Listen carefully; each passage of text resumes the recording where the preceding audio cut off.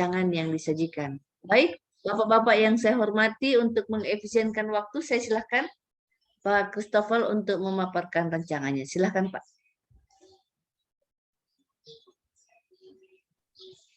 Izin share screen, Bu. Ya, silakan. Assalamualaikum warahmatullahi wabarakatuh. Salam sejahtera buat kita semua. Yang saya hormati Bapak Penguji, Bapak Rahmat Gunawan. Yang saya hormati Ibu pembimbing saya, Ibu Since, dan Bapak Kepala Puskesmas saya sebagai mentor, Bapak Ratno Salim. Dan juga ada Bapak Asri sebagai evaluator saya. Perkenalkan, nama saya Christopher Enoch SKM dengan nomor daftar hadir nomor 36, bekerja di Puskesmas Salakan sebagai ahli pertama epidemiologi kesehatan. Pada kesempatan ini saya akan memaparkan rancangan aktualisasi yang berjudul Optimalisasi Data Mingguan dan Bulanan Surveillance di Puskesmas Salakan. Yang menjadi latar belakang saya untuk mengambil isu ini yaitu belum optimalnya pengumpulan, pengolahan, dan analisis data surveillance mingguan dan bulanan di Puskesmas Salakan, yang mana data ini sangat penting yang bertujuan untuk melihat tren dari penyakit, sehingga tidak dapat diketahui bagaimana perkembangan kasus penyakit yang ada di wilayah kerja Puskesmas Salakan. Jika hal ini tidak diatasi, maka tidak maksimalnya informasi mengenai kejadian penyakit maupun masalah kesehatan. Kondisi yang diharapkan dengan adanya optimalisasi laporan surveillance ini dapat menjadi bahan informasi maupun acuan dalam melakukan kegiatan pencegahan penyakit, penyuluhan kesehatan maupun kegiatan lain yang meningkatkan derajat kesehatan masyarakat. Tujuan dari aktualisasi ini yang pertama, terwujudnya optimalisasi data mingguan dan bulanan surveillance di Puskesmas Salakan. Yang kedua, dapat menerapkan nilai-nilai dasar PNS berakhlak. Manfaat aktualisasi, yang pertama bagi Puskesmas Salakan, yang kedua bagi pemerintah daerah Banggai Kepulauan, yang ketiga bagi masyarakat, dan yang keempat tentunya bagi saya sebagai penulis. Ada 4 identifikasi isu yang saya ambil, yaitu yang pertama, kurangnya kesadaran masyarakat untuk mau berobat ke puskesmas. Yang kedua, belum optimalnya data mingguan dan bulanan surveillance di Puskesmas Salakan. Yang ketiga, adanya petugas desa yang tidak mengumpulkan laporan rutin di puskesmas. Dan yang keempat, kurangnya koordinasi antar pengelola program dalam melakukan penyelidikan epidemiologi. Setelah dilakukan identifikasi isu menggunakan analisis APKL, di sini saya mendapatkan core isunya yaitu belum optimalnya data mingguan dan bulanan surveillance di Puskesmas Salakan. Setelah itu saya melakukan analisis penyebab masalah menggunakan fishbone, di mana dapat dilihat dari sumber daya manusianya, organisasi, sarana dan prasarana, tata laksananya, kurang lebih ada 6 masalah yang menyebabkan belum optimalnya data mingguan dan bulanan surveillance di Puskesmas Salakan. Sehingga alternatif pemecahan masalahnya saya lakukan dengan 4 kegiatan. Kegiatan yang pertama, persiapan kegiatan aktualisasi. Dalam persiapan kegiatan aktualisasi ini ada 3 tahap yang saya lakukan, yaitu yang pertama melakukan konsultasi dengan mentor. Output yang diharapkan adanya persetujuan, saran, dan masukan dari mentor. Yang kedua, koordinasi dengan PJ Surveillance Puskesmas. Output yang diharapkan, bahan konsultasi, saran, masukan dari PJ Surveillance. Yang ketiga, membuat kalender kerja surveillance mingguan dan bulanan. Dengan outputnya adanya kalender kerja mingguan dan bulanan surveillance epidemiologi. Nilai dasar yang dapat saya terapkan di sini yaitu akuntabel, kolaboratif, harmonis, dan kompeten. Dan berkontribusi terhadap visi misi Pemda di misi nomor 2 yaitu meningkatkan kesejahteraan masyarakat melalui kesehatan. Juga meningkatkan nilai OPD Puskesmas Salakan, diantaranya melayani ramah, inovatif, amanah. Persiapan kegiatan aktualisasi ini juga ada kaitan dengan agenda yang ketiga yaitu manajemen ASN dan smart ASN, di mana saya menggunakan teknologi sebagai pembuat kalender kerja. Kegiatan yang kedua yaitu membuat video tutorial data surveillance dan diupload di YouTube. Ada 2 tahapan yang saya lakukan, yaitu menyiapkan alat dan bahan referensi pembuatan video, dengan outputnya adanya laptop, aplikasi edit video, bahan materi terkait data surveillance. Kegiatan yang kedua yaitu membuat video dan mengupload di YouTube. Dengan outputnya adanya video dan menyimpan link untuk dibagikan kepada pengumpul data di puskesmas. Nilai dasar yang dapat saya terapkan yaitu akuntabel, kompeten, adaptif, dan kolaboratif. Berkontribusi terhadap visi dan misi kedua Pemda dan adanya penguatan nilai OPD di Puskesmas Salakan, yaitu dalam melayani ramah, inovatif, dan amanah. Dan juga ada keterkaitan dengan manajemen ASN sebagai surveillance yang profesional dan juga smart ASN dalam menerapkan ilmu teknologi. Kegiatan yang ketiga yaitu saya melakukan sosialisasi kepada pengumpul data surveillance. Ada 5 tahapan. Tahapan yang pertama, saya menyampaikan undangan pertemuan sosialisasi dengan output adanya undangan kepada pengumpul data. Tahapan yang kedua yaitu menyiapkan alat bahan dan ruangan dengan outputnya adanya materi pretest, posttest, LCD, dan ruangan. Tahapan yang ketiga melakukan pretest sebelum sosialisasi dan posttest setelah sosialisasi dengan outputnya terlaksananya pretest dan posttest. Tahapan yang keempat melakukan sosialisasi dengan outputnya adanya peningkatan pemahaman data surveillance. Yang kedua adanya komitmen kolaborasi data surveillance. Dan yang ketiga ada dibentuknya grup WA data surveillance. Tahapan yang kelima yaitu diskusi tanya jawab dan menyampaikan link video YouTube yang telah dibikin. Dengan outputnya adanya catatan pertanyaan dan jawaban terkait data surveillance dan tersampainya link video YouTube. Nilai dasar yang saya terapkan yaitu berorientasi pelayanan, harmonis, kolaboratif, akuntabel, kompeten, adaptif, dan loyal. Kontribusinya terhadap visi dan misi Pemda yaitu misi yang kedua, penguatan OPD Puskesmas Salakan yaitu melayani, inovasi, dan amanah. Dan ada kaitan juga dengan agenda ketiga, manajemen ASN dan smart ASN. Di sini saya menggunakan teknologi digital. Kegiatan yang keempat dan terakhir yaitu evaluasi pelaksana kegiatan pengolahan data dan analisis data surveillance. Ada 4 tahapan. Yang pertama melakukan pengolahan dan analisis data surveillance mingguan. Dengan outputnya adanya hasil pengolahan analisis data surveillance mingguan berupa tabel dan grafik.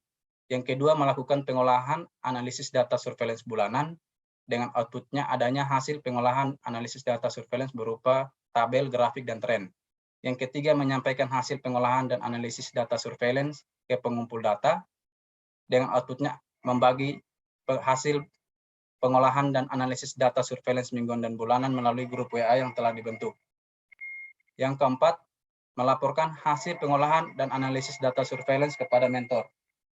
Dengan outputnya melaporkan hasil pengolahan dan analisis data surveillance mingguan dan bulanan kepada mentor. Nilai dasarnya yaitu akuntabel, kolaboratif, harmonis, kompeten, dan loyal.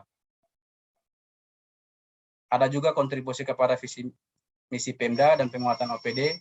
Dan yang terpenting yaitu dalam manajemen ASN sebagai profesional dan smart ASN menerapkan teknologi untuk efisiensi kinerja. Berikut adalah jadwal tentatif saya. 4 kegiatan saya ini akan saya lakukan di minggu yang pertama, kedua, ketiga, keempat, dan yang kelima. Terutama di kegiatan keempat yaitu evaluasi pelaksanaan kegiatan akan saya lakukan di minggu keempat dan kelima.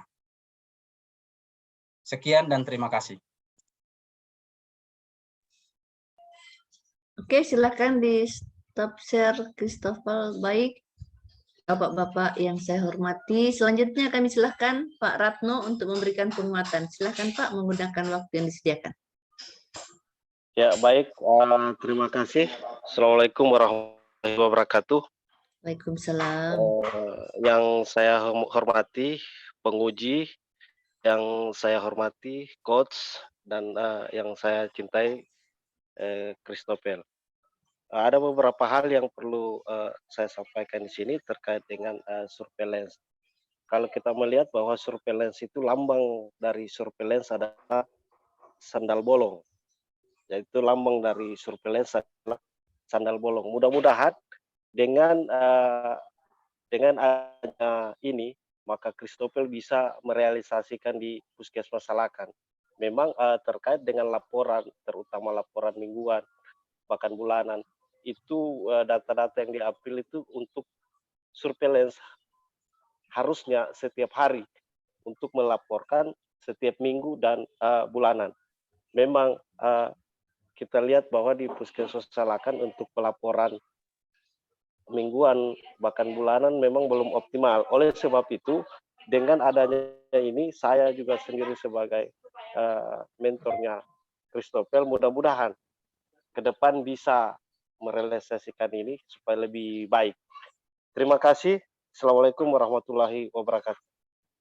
Terima kasih Pak Ratno yang telah memberikan penguatan dan mendukung apa yang akan dilakukan oleh Pak Christopher. Baik, Bapak-Bapak selanjutnya kami silakan Pak penguji menggunakan waktu yang disediakan. Silakan Pak.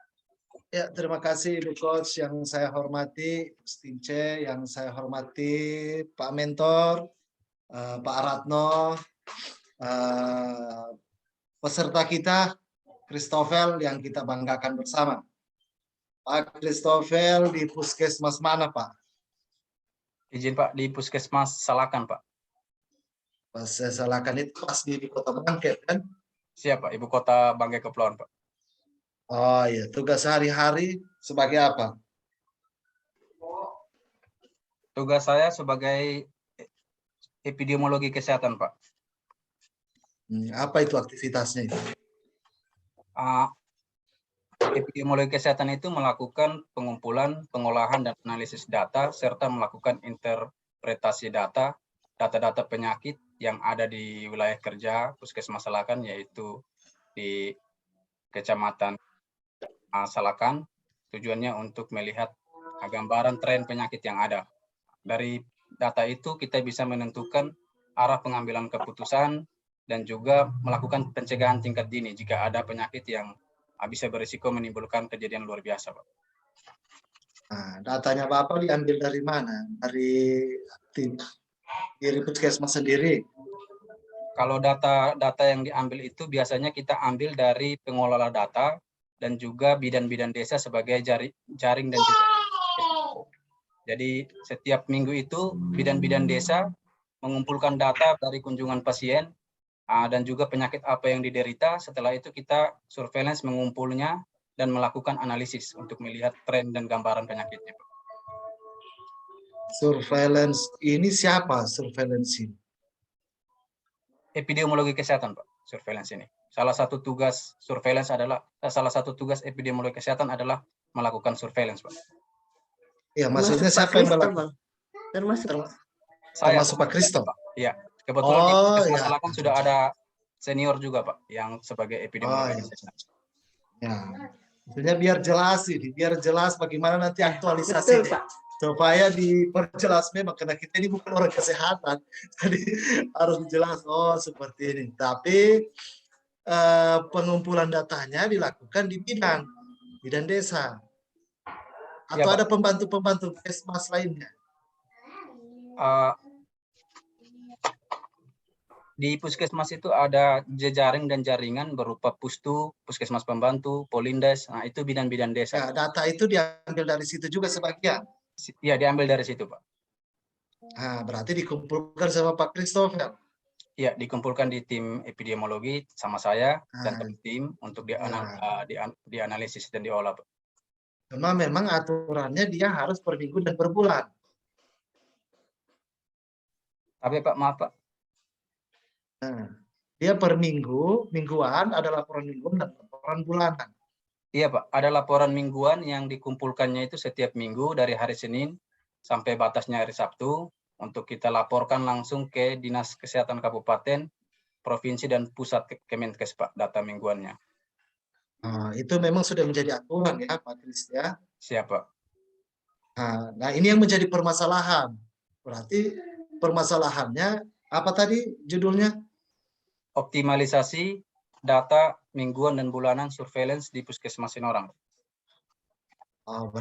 Berarti belum optimal secara keseluruhan data yang masuk. Belum optimal. Oke. Jadi cara mengoptimalkan itu melalui tutorial YouTube. Ini kaitannya apa? Kalau untuk video tutorial ini tujuannya untuk memberikan informasi mengenai cara pelaporan, teknik pelaporan, SOP, dan diagnosanya itu dibikinkan di YouTube. Nanti ada juga kegiatan lanjutannya itu sosialisasi kepada pihak pengumpul data yaitu bidan desa, dalam hal ini Pustu Polindes, dan juga pemegang program yang lain Pak, yang ada kaitan dengan surveillance. Berarti selama ini pengumpulannya masih manual, masih dilakukan ke Puskesmas dengan data yang ada. Nah, begitu. Pengumpulannya selama ini yang untuk data mingguan itu belum optimal. Ada beberapa bidan desa yang belum sempat mengumpulkan karena mungkin tidak tahu cara mengumpulkan atau belum ada fasilitas yang mengumpulkan, juga mereka merasa mungkin tidak terlibat dalam pengumpulan data surveillance ini Pak, sehingga itu belum optimal. Jadi Tujuannya saya mau mengoptimalkan agar setiap minggu itu rutin semua bidan-bidan desa, Pustupolindes itu rutin mengumpulkan data mingguan karena kita ada laporan setiap minggu. Nah, dan juga laporan bulanannya, Pak. Ya, maksudnya saya ini kan ada tutorial YouTube. Siapa? Siap. Berarti ada aplikasi yang diisi, ada sistem yang bekerja. Begitu? Ya, ada, Pak. Ada sistemnya, nanti itu kita sistem untuk mempermudah efisiensi dalam hal pengiriman data, Pak. Selama ini itu sudah dilakukan sistem itu. Selama ini sistem itu hanya manual melalui pengelola surveillance menghubungi satu-satu petugasnya. Belum ada WA group, belum ada cara pengirimannya, begitu, Pak. Itu maksud saya tadi, apakah pekerjaannya ini manual sehingga kurang optimal, sehingga dioptimalkan dengan cara aplikasi sistem yang bergerak ini. Makanya saya tanyakan tutorialnya tadi, hubungannya dengan YouTube dan tutorialnya. Ini berarti nyambung dia ke sosialisasi lagi nanti, begitu ya? Siapa? Sertanya sosialisasi juga yang dari surveillance desa ini. Betul, Pak. Dari pengumpul data. Berapa desa yang akan mau diundang? Untuk bidan desa itu ada 10 desa di wilayah kerja saya, Pak. Tapi ada juga pengelola program lain yang berkaitan dengan data surveillance seperti pengelola program diare, pengelola program TBC, penyakit-penyakit yang berhubungan dengan surveillance. Itu diundang juga, Pak. Kira-kira berapa yang mau diundang? Berapa banyak?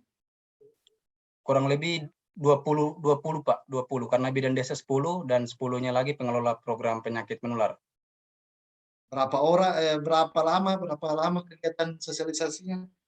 Kegiatan sosialisasinya dilakukan dalam gedung puskesmas 1 hari, Pak. 1 hari, dari pagi sampai sore? Dari pagi sampai siang, Pak. Berarti tidak ada makan siang itu? Untuk teknis makan siangnya nanti saya konsultasi dengan mentor. Ya, saya kira Geli juga penguji melihat ini. ya, supaya kasihan ini orang-orang dari jauh ini. Iya, betul. Kasihkan kue, so senang tuh. Ya, kasihkan kue, kasihkan minum, jangan pulang dari pagi sampai siang. Kering DPLN. 20 orang. Jadi nanti Pak Christopher, karena ini peserta terakhir, kita tidak berlama-lama, waktu juga sudah jam 12. Saya harapkan pembuktian untuk kegiatan-kegiatan tadi, mulai dari kegiatan laporan bulanan sampai mingguan, apabila laporan itu bersifat tidak konsumsi oleh publik, tidak boleh disebarluaskan, maka cukup di-blur atau dibawa kepada kami ketika pada saat ujian nanti diaplikasikannya itu seperti inilah caranya mensistemnya ini agar cepat. Kenapa saya katakan begitu? Karena bahasa untuk mengoptimalkan itu perlu dibuktikan. Apakah cara mengoptimalkan itu memang betul-betul dilaksanakan atau tidak hanya sebatas wacana presentasi kita hari ini. Jadi pembuktian. Yang kedua, pembuktiannya adalah penyuluhan dan sosialisasi tadi terhadap perangkat-perangkat yang ada di desa. Nah, artinya kalau ada kue dosnya di-blur juga tidak apa-apa. Ya kan? Ya, jadi ada harapan-harapan kita nanti diaktualisasi, kita bertemu tatap muka. Insya Allah 1 bulan ke depan kalau masih diberikan kesempatan kita untuk bersama-sama untuk melihat pelaksanaan aktualisasi pada seminar akhir nanti. Saya kira cukup sekian dari saya.